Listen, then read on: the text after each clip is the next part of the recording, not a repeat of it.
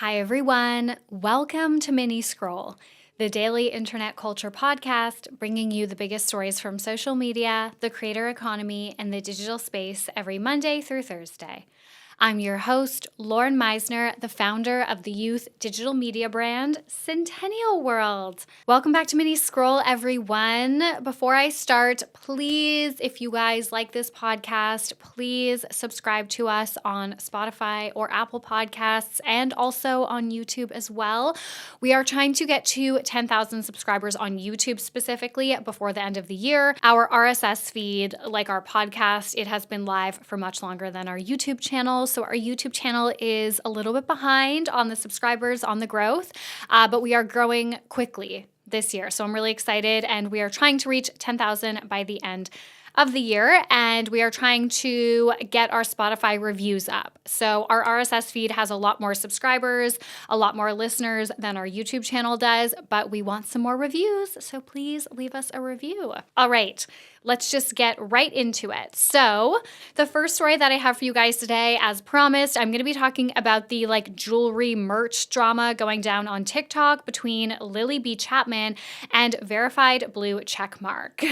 So this is some niche TikTok drama, but it all started when TikToker Lily Chapman posted a video about her next merch drop. Lily, for context, has over 850,000 followers on TikTok, and she does lifestyle content, I would say. I don't follow her, but it appears that she does lifestyle vlogs. She has all these playlists. She has a pregnancy playlist, baby stuff, home, reno, that kind of stuff, travel vlogs, that vibe. So in her merch video, she talked about different products that she was launching, and many of them appeared to be based on previous items that she had worn from different brands. One item, for example, was a pair of earrings that she frequently gets complimented on, but claimed that the brand stopped selling them, so she decided to make her own. So many of the comments were criticizing Lily, saying that she was essentially stealing from existing brands and products. Meanwhile, others speculated that these were all items that she had purchased wholesale from shipping websites like AliExpress. And then one TikToker who has over 123,000 followers on TikTok, his name is Mark, but he goes by, or his handle is verified blue checkmark. He stitched her video. He compared the existing designs with Lily's merch, and he even made a TikTok noting that one of the earrings that Lily claimed were no longer being sold anymore were seemingly still available from a brand named Petite Moments. Lily went on to make a TikTok referencing Mark's content, denying any claims that she was purchasing the products from Alibaba or planned on drop shipping.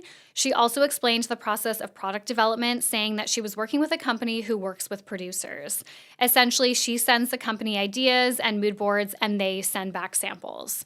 Nevertheless, many users are questioning the producer, asking why Lily would be sending mood boards as opposed to sketches, and whether the producer is using fast fashion type manufacturers, which I'm assuming that they are. People have also gone on to liken the situation to creator Alexandra Pierce, who is known as HRH Collection, who has been accused of drop shipping her jewelry collection. And that is the lowest thing on the list of reasons why HRH Collection is problematic, but people are kind of comparing this situation. And I also have to liken it to what is happening on Real Housewives of Salt Lake City right now with Whitney and her jewelry brand Prism, and how she's being accused of purchasing the designs from, I think it was Alibaba, and using even the same photos, merchant photos that they use for her website. I think this is very common. I just think people feel like the way she presented it to her audience was very deceptive. All right.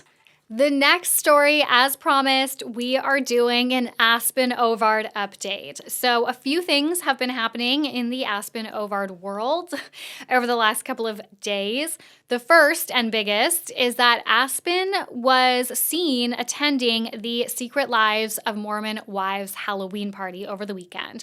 And she actually posted videos with some of the women. She posted a video with Taylor, Macy, and Michaela.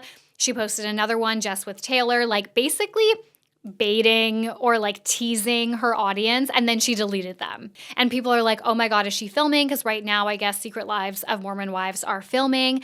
And a lot of people have been saying they've seen them all around Salt Lake City filming and stuff like that. I think, oh my God, what's her name? Miranda is also filming with them for season 2. So I think they finally got her on board. She was one of the original swingers.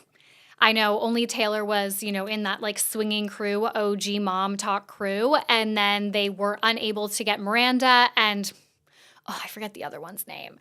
And they went on that podcast and talked about it. And then they shared like screenshots of text messages with their agent saying like, we're going to pass on this show because Taylor's involved. And now people are like, okay, it seems like Miranda saw the hype around the show, like how popular it was, and wants a piece of that. So people are like, oh my God, does that mean Aspyn is maybe filming?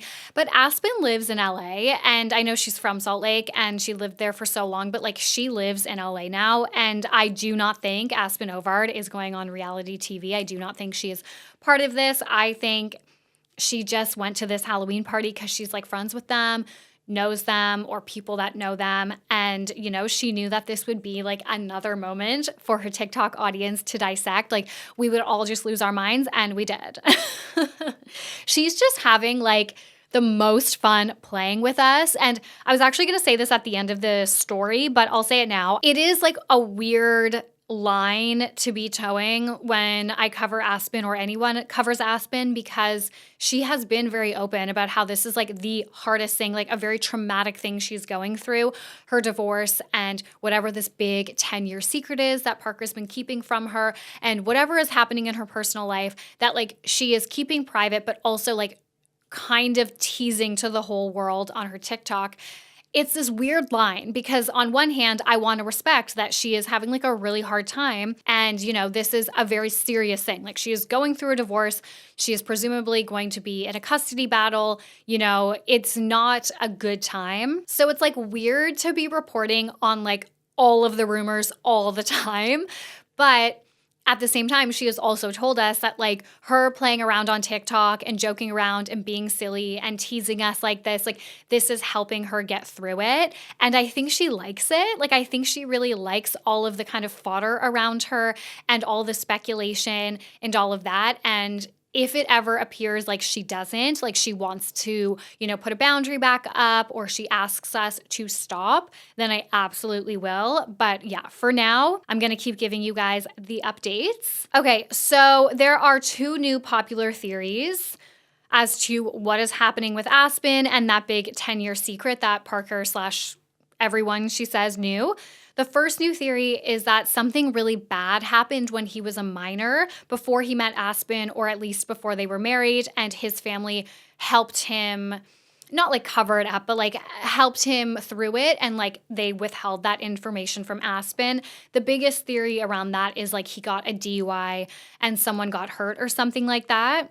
And this would explain why, like, quote unquote, like everyone in his family knew and Aspyn didn't know. The rebuttal to that is that Aspyn said this secret really cut her so deep. So it feels like it's more related to like her or her kids, or like, I don't know, like something, as opposed to something that happened years and years and years ago, which obviously she would be very upset to find out that Parker allegedly got a DUI and maybe hurt someone. But I don't know if that would be something that she would describe as like cutting her so deep. I don't know. I guess it depends on how severe the DUI was. Again, this is speculation. I've literally no idea if there was a DUI, but you know what I mean? Like if there was, who knows? The other theory though, and this was shared by @MissRazzleDazzle on TikTok, suggests that it's not Parker's mother who is the Reddit leak, but it's actually Parker himself. This would explain why so much of Aspyn's private life over the last however many years since this account popped up has been spread all over Reddit. I mean, to be fair, it would be kind of weird if Parker was this person on Reddit and like his family knew, and I don't know, were somehow supportive of that, and Aspyn didn't know. But it would explain, like I said, why a lot of her private information has been leaked.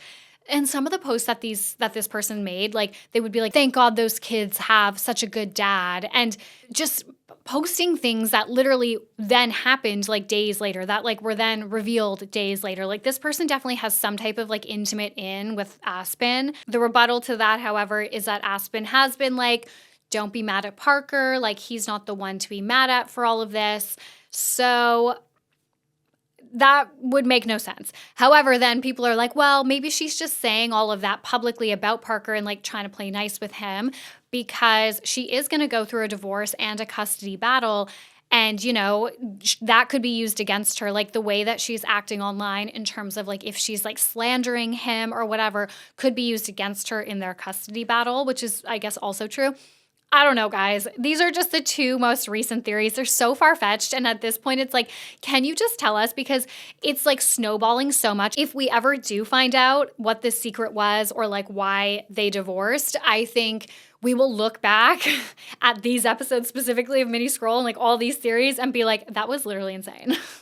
I don't know, just my 2 cents. All right, and the last story that I have for you guys is I wanted to quickly share a new trend on TikTok. Anytime I feel like I'm really early to a trend, I want to get it on Mini Scroll because I know so many of you guys are like work in marketing or social media, and I want you guys to be able to harness the trend. So I'm gonna call it like the suspects trend. Basically, people are recording themselves alongside another person in the video running. But each time they record, they're essentially like roasting the other person. So for example, Gianna Joyce on TikTok made a video with her friend where they went back and forth saying, suspect is 19, but still FaceTimes her mom for everything. And suspect can't leave the house until she draws on her eyebrows. Suspect is 19, but still FaceTimes her mom for everything. Suspect can't leave the house until she draws on her eyebrows.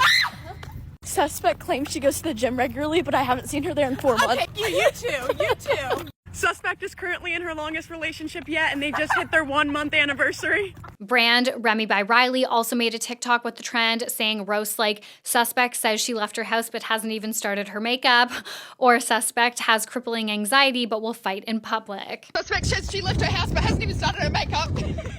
Suspect lets her dog lick the inside of her mouth. Suspect has crippling anxiety but will fight in public. Suspect claims she's poor but spends money on food every day. It's mostly been couples or groups of friends, but it could be good for brands. It could definitely be something that you do with your team.